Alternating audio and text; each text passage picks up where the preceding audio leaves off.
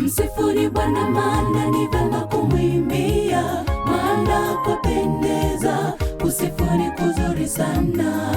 Bwana ndiye aijengaye Yerusalemu, uwaponya waliopondeka moyo na kuziganga jeraha zao. Msifuni Bwana, maana ni vema kumwimbia, maana kwapendeza. Kusifuni kuzuri sana. Bwana ndiye aijengaye Yerusalemu, uwaponya waliopondeka moyo na kuziganga jeraha zao.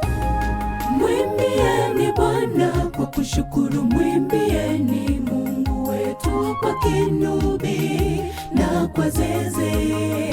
Huzifunika mbingu kwa mawingu na kuyakuza majani milimani. Mwimbieni Bwana kwa kushukuru, mwimbieni Mungu wetu kwa kinubi na kwa zeze.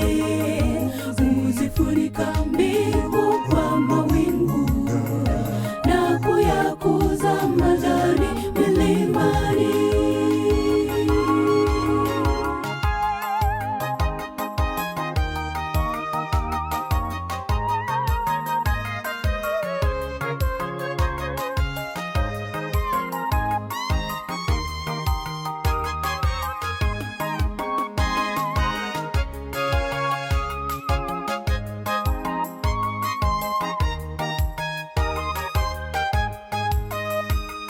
Alifanya uumbaji siku 6 mapema.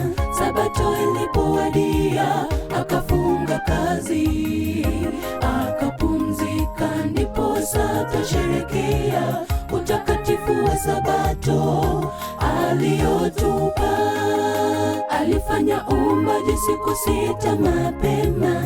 Sabato ilipowadia, akafunga kazi, akapumzika. Ndiposa twasherehekea utakatifu wa Sabato aliyotupa.